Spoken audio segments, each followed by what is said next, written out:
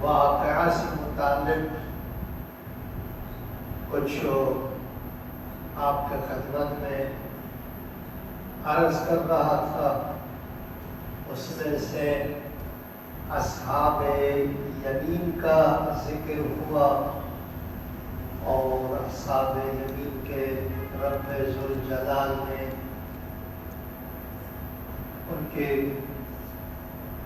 جنت کی جو نعمتیں ہیں ان کو ذکر فرمایا اور آپ کے خدمت میں عرض کیا کہ یہ اصحاب یمین کون ہو سکتا ہے اور ان کی خصوصیات کیا ہے.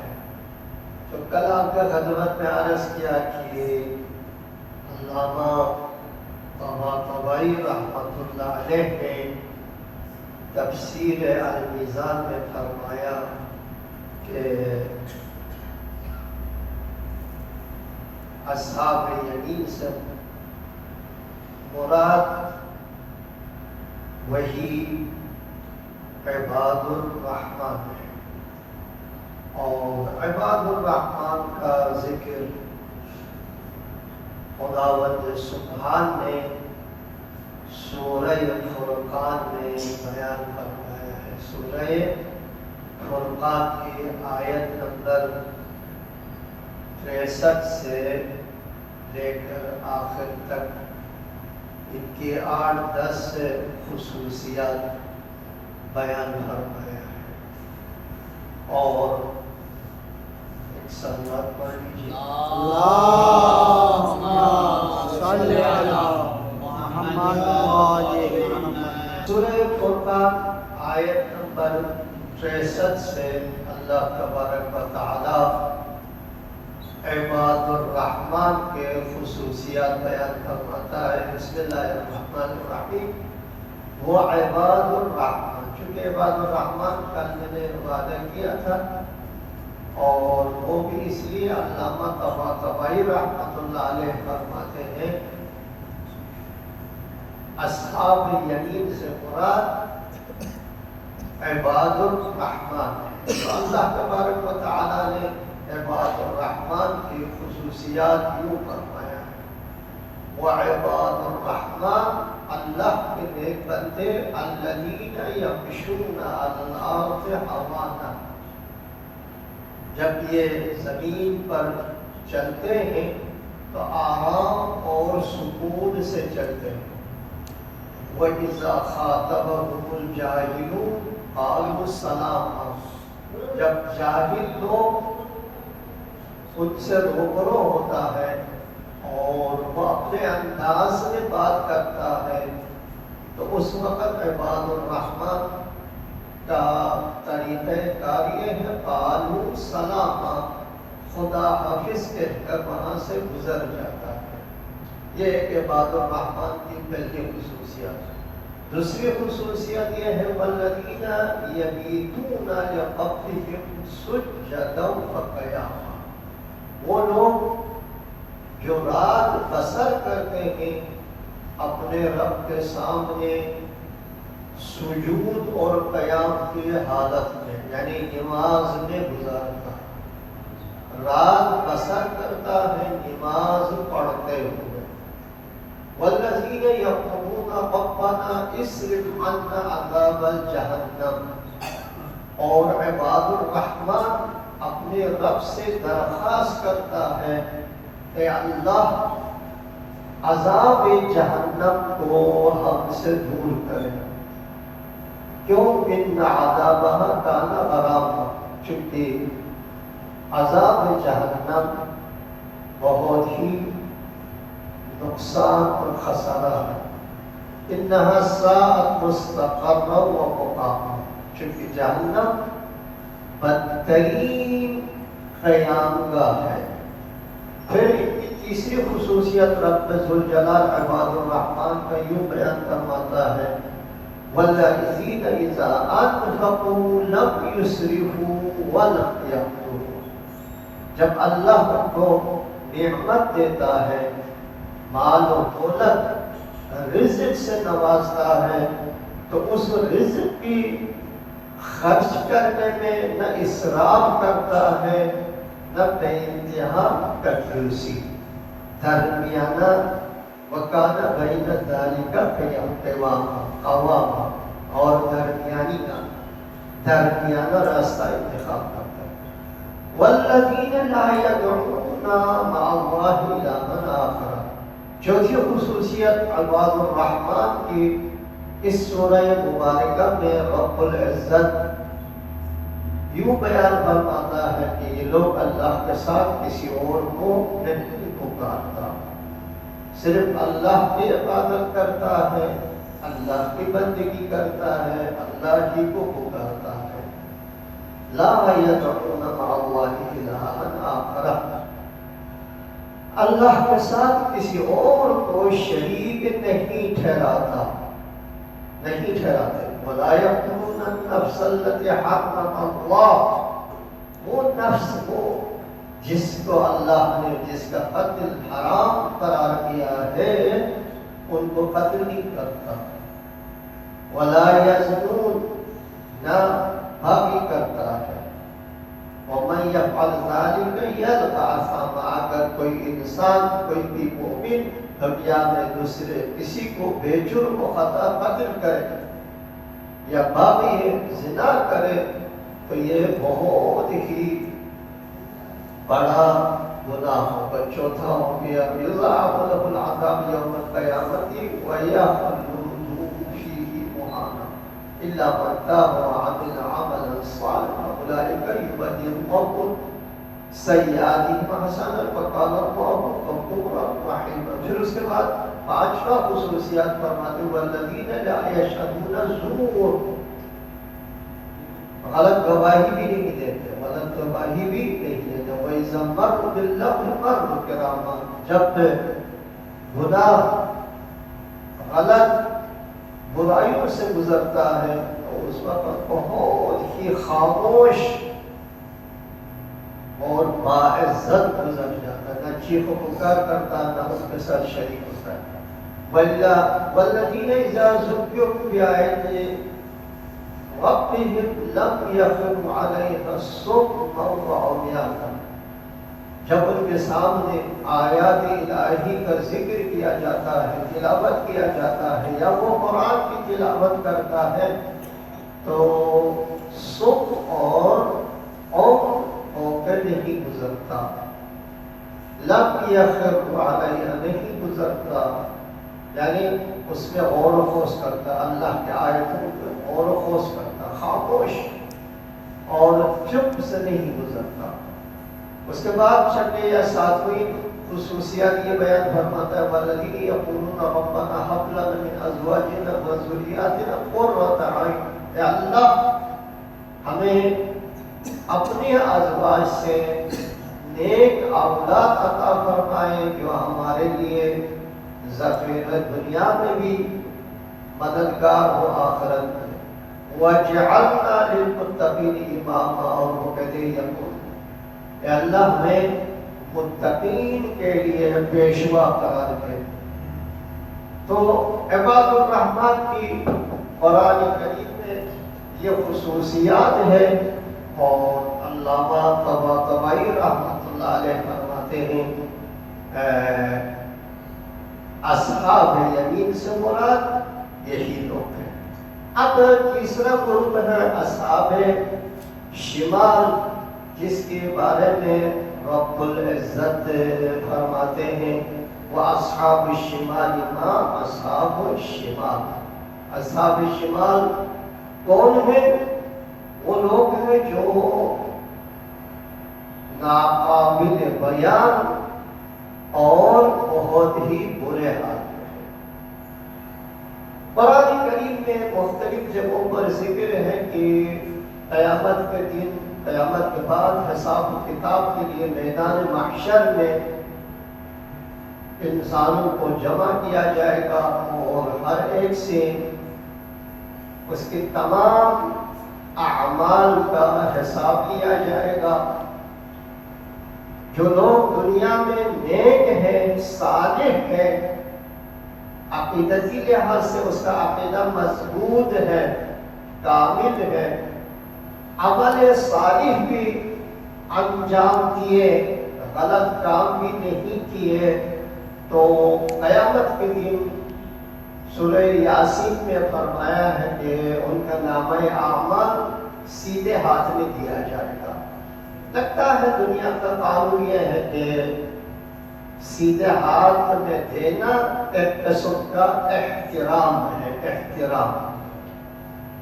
سیدھے ہاتھ دائیں ہاتھ سے یا دائیں ہاتھ میں دینا ایک قسم کا احترام ہے۔ اور جو لوگ برے ہیں دنیا میں، ان کو قیامت کے دن ان کا نامہ اعمال بائیں ہاتھ میں دیا جائے گا، اور جب بائیں ہاتھ میں دیا جائے گا تو وہ کہے گا کہ کاش میں دنیا میں نہ آیا ہوا ہوتا، پیدا نہیں ہوا ہوتا، آج کا یہ دن دیکھنا نہ آتا، نہ ملتا۔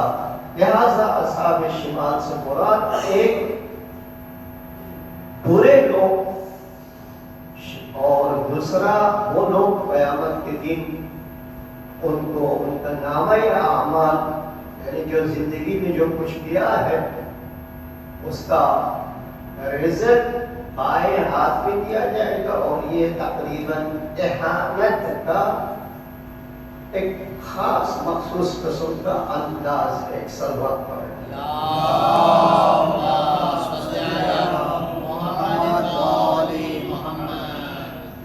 اس سورہ مبارکہ میں اصحاب شمال کی بہت سارے خصوصیات ذکر کیا ہے، اور ان میں سے ایک انہم قبل ذالک مترفین، مرنے سے پہلے یہ لوگ دنیا میں مترف تھے۔ مترف یعنی اللہ کی نعمتوں کا شکر ادا نہیں کرتا تھا، بلکہ اللہ کی نعمتوں کے سامنے تکبر و غرور ایک معنی۔ دوسرا معنی یہ ہے کہ اللہ نے دنیا میں ان کو بے تحاشا مال و دولت اور نعمت عطا کیا تھا، دنیا میں نعمتوں میں پالے۔ ایک یہ ہے مترف، اسراف کرنے والا، غلط کام کرنے والا، اور تکبر و غرور میں زندگی کرنے والا۔ وَكَانُوا يُصِرُّونَ عَلَى الْحِنْثِ الْعَظِيمِ، بڑے بڑے گناہوں پر اصرار کرتے تھے، یعنی ایک دفعہ گناہ کریں پشیمان ہو توبہ کریں ایسا نہیں ہے، بلکہ عہد شکنی گناہ پر اصرار کرتا ہے، اصرار یعنی بار بار اس سے گناہ کو انجام دیتے تھے۔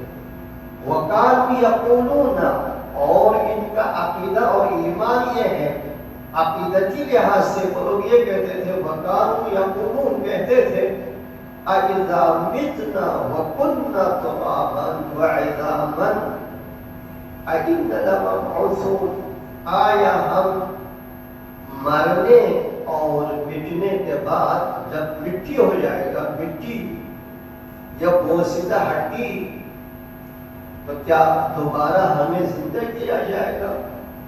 آباؤنا الاولین، یا ہم سے پہلے گزرے ہمارے آبا و اجداد کو پھر سے زندہ کرے گا؟ نہیں، ناممکن ہے، ناممکن ہے۔ قیامت، مرنے کے بعد دوبارہ زندہ ہونا، قیامت ہو، حساب و کتاب ہو، حشر و نشر ہو، جنت و جہنم، اس کے منکر دنیا میں یہ لوگ منکر ہیں، جیسے کہ ہمارے سامنے دنیا اس وقت اسی حالت میں ہے اور ڈرے ہوئے ہیں۔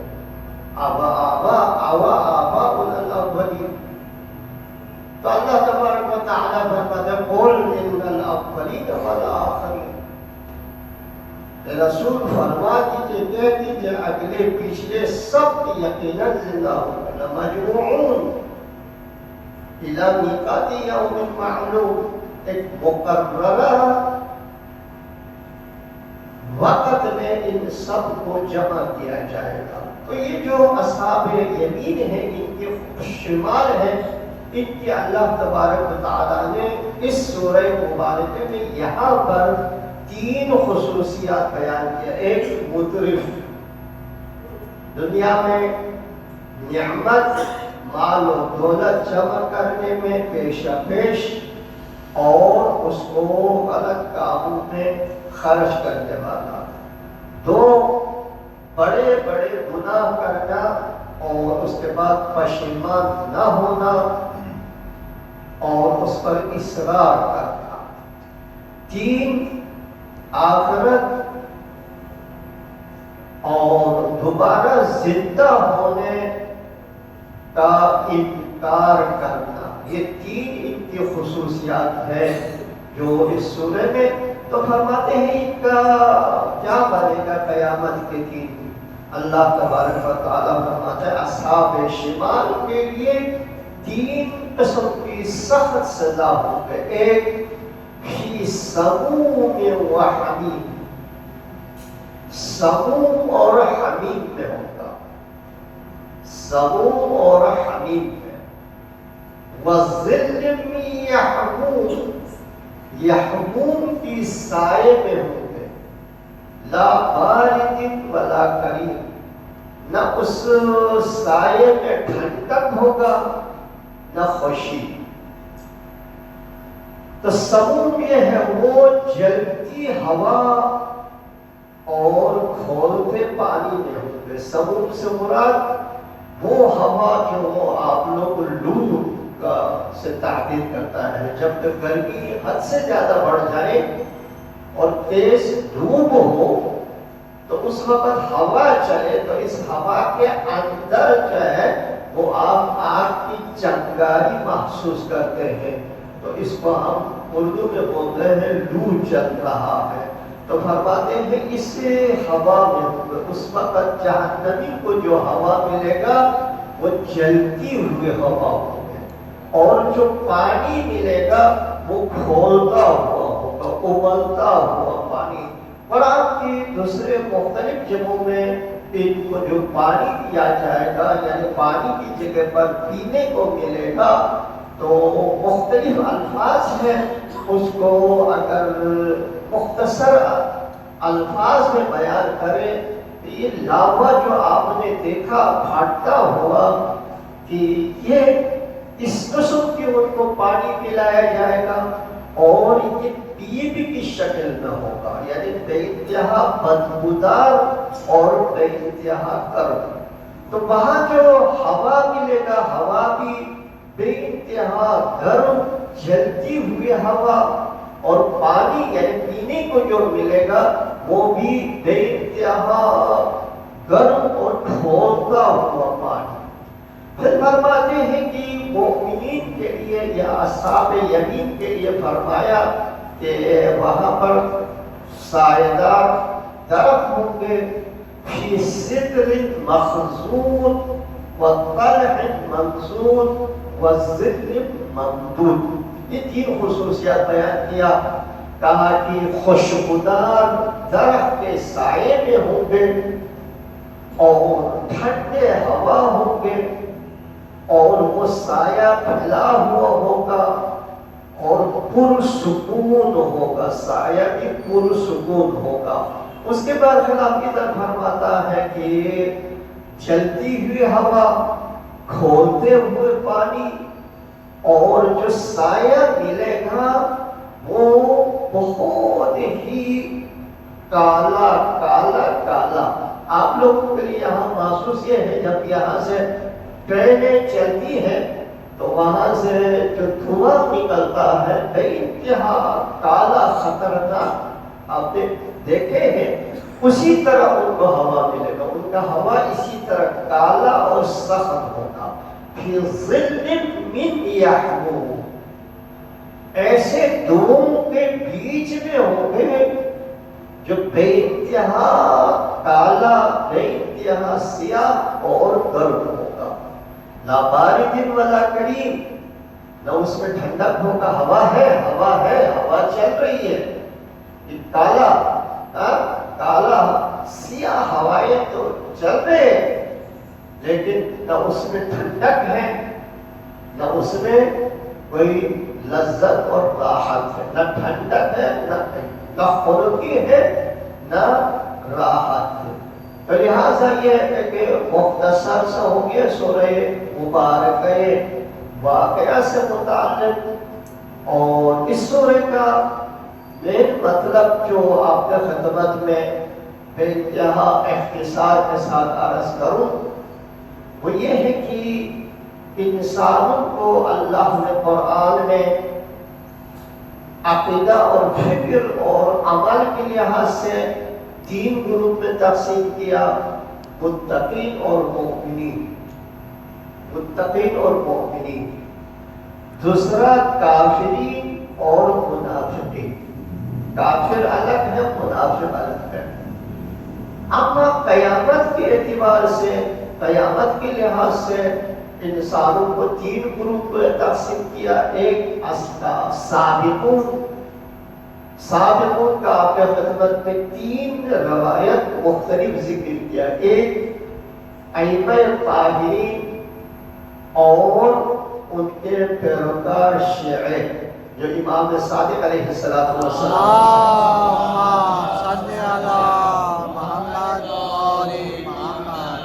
دوسرا جو روایت کی روشنی میں وہ یہ ہے کہ ہر وہ مؤمن متقی انسان جو ہر کار خیر میں پہل کرتا، سب سے پہلے اس کار خیر کو انجام دیتا ہے، اس کار خیر کے انجام دہی میں سستی نہیں کرتا، ٹال مٹول نہیں کرتا، فوراً انجام دیتا ہے۔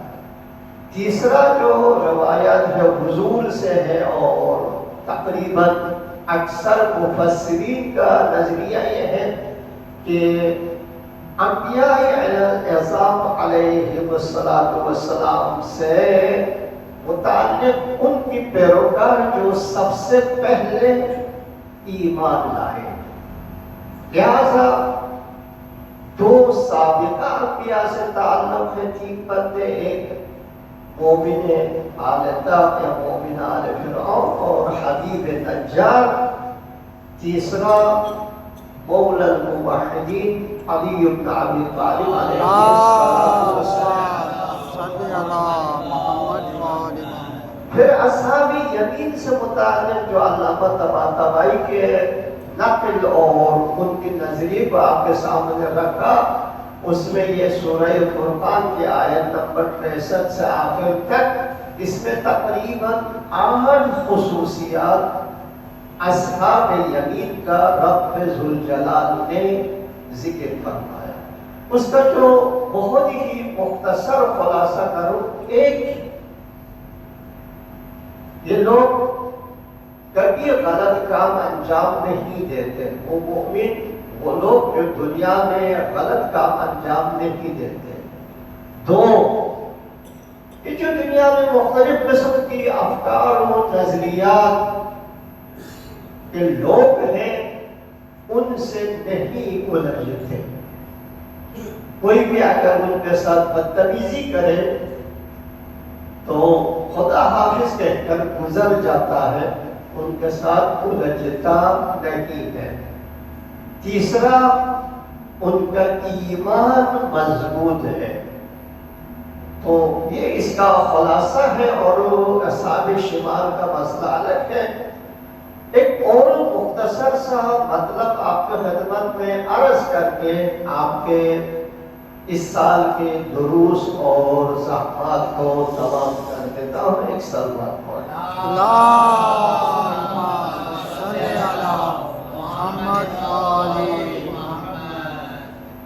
اس دن بھی یہاں پر درس کے بعد سوال ہوا تھا، اور عموماً ہمارے ذہنوں میں یہ سوال ابھرتا ہے، وہ یہ ہے کہ حضرت ابو طالب نے ایمان لایا تھا یا نہیں لایا تھا، چونکہ یہ رمضان ہی ہے ان کی وفات کے ایام ہے اور یہ بعد میں لہذا مناسب ہے چند منٹ آپ کا لیں۔ ابو طالب کے بارے میں، جناب ابی طالب کے بارے میں دو مختلف نظریے ہیں۔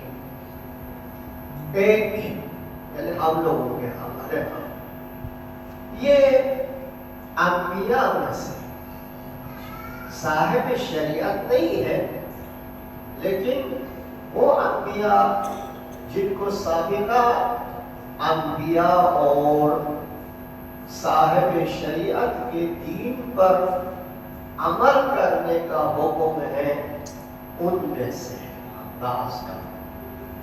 دوسرا نظریہ یہ ہے کہ آپ نہ صرف ایمان لائے بلکہ محافظ نبوت قرار پائے۔ مختصر کر دیتا ہوں۔ حضرت ہاشم کا ایک بیٹا تھا شیبۃ الحمد کے نام سے، بعد میں ان کا نام عبد المطلب ہوا۔ مطلب جناب ہاشم کے بھائی ہیں اور جناب ہاشم کے بیٹے کا نام شیبۃ الحمد، لیکن معروف نام عبد المطلب۔ آپ مکے میں چونکہ یعنی مکے کے بڑے اور بڑے افراد میں سے تھے، لہذا مکے میں کچھ ذمہ داریاں آپ کی تھی، کچھ واقعات پیش آئے، اس میں آپ کو تھوڑا سا مشکل پیش آیا اور آپ نے نظر کیا اللہ اگر مجھے 10 بچے دے، بیٹے دے تو میں ایک قربان کر دوں اس زمانے میں۔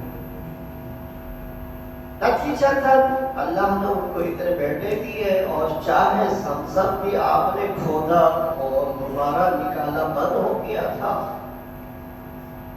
تو ان کا ایک فرزند کا نام آپ سب جانتے ہیں عبداللہ، جناب عبداللہ۔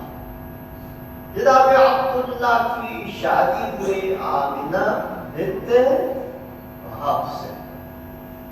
اس وقت مکے والوں کا ذریعہ معاش کاروبار تھا، کاروبار کیونکہ وہاں کوئی زمین نہیں ہے جو کوئی کاش کرے، کھیتی باڑی کرے، تو یہ لوگ عبد المطلب کے زمانے سے شام میں اور یمن میں کاروبار کرتے تھے، سردیوں میں اس طرف، گرمیوں میں اس طرف، شام ٹھنڈ علاقہ، ادھر گرم علاقہ، اس طرف۔ تو جناب عبداللہ بھی تجارت کے سلسلے میں شام گئے، واپسی پر مدینے پہنچ گئے یا مدینے سے تھوڑا باہر آپ کا انتقال ہوا، اور آپ کے انتقال کے بعد آخری نبی سرور کائنات رحمت للعالمین صلی اللہ علیہ وآلہ وسلم،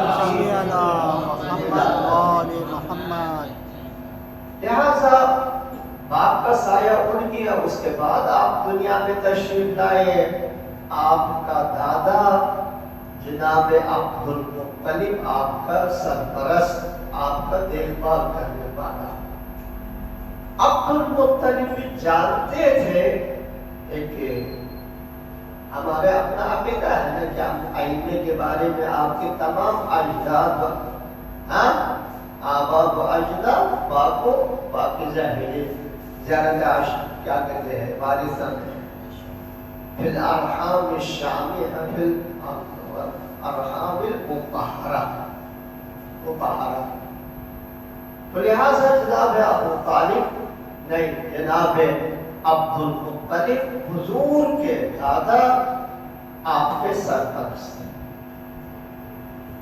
آپ جانتے تھے اپنا یہ پوتا کون ہے، کیا ہے، اس کے مقام اور منزلت کیسا ہے، بعد میں کیا بنے گا، یعنی آخری نبی ہے، آخری نبی، اور اللہ اس کو دین اسلام کے نام سے ایک نیا آئین، نئے آئین اور دین عطا کرے گا۔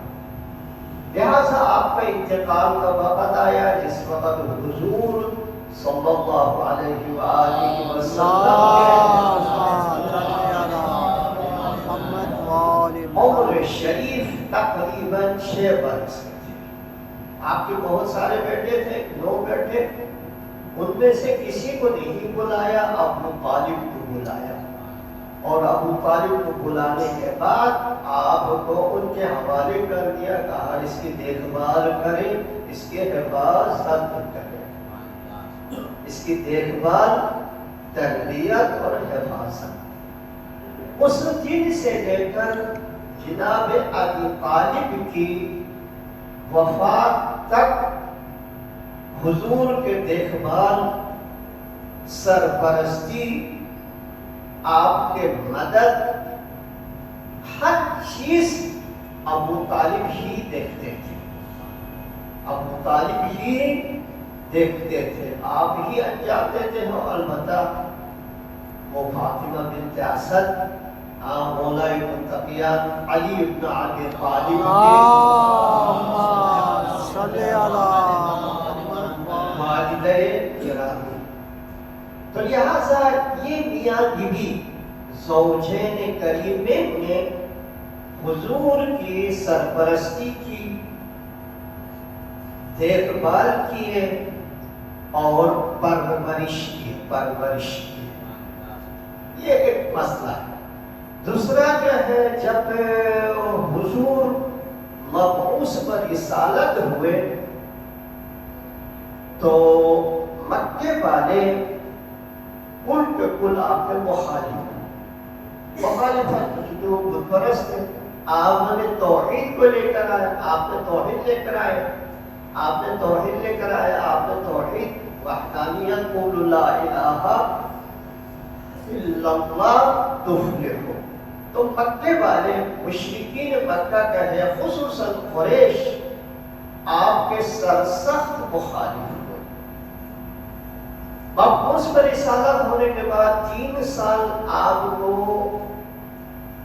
عمومی دعوت کا حکم نہیں تھا، بلکہ خصوصی دعوت کا. ایک فرد کی تربیت کرے، ایک فرد کو لے لے، اعلان عمومی دعوت نہ کرے.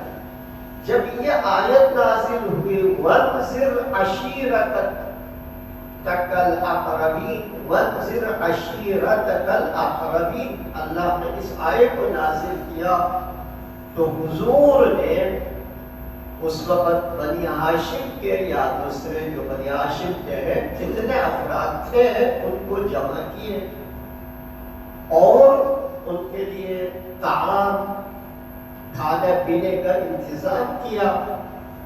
پہلے دن آپ کچھ فرمانا چاہتے تھے تو ابو جہل بول پڑے، سب چلے گئے. دوسرے دن، تیسرے دن آپ کھڑے ہو گئے پہلے کہ ابو جہل وغیرہ کچھ بولے، اور آپ نے اپنے نبوت کا اعلان کیا اور ان کو دعوت دی، آئے اسلام قبول کریں.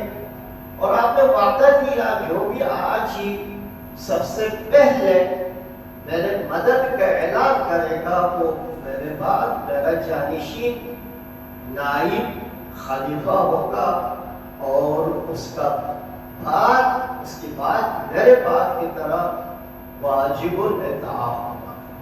تو پہلے دفعہ مولا المتقیان کھڑے ہو گئے، پھر دوبارہ حضور نے تکرار کی، مولا کھڑے ہوئے، پھر تیسرے دفعہ تکرار کیا، پھر بھی کوئی وہاں سے کسی اور سے جواب نہیں آیا، صرف مولا المتقیان علی ابن ابی طالب کے.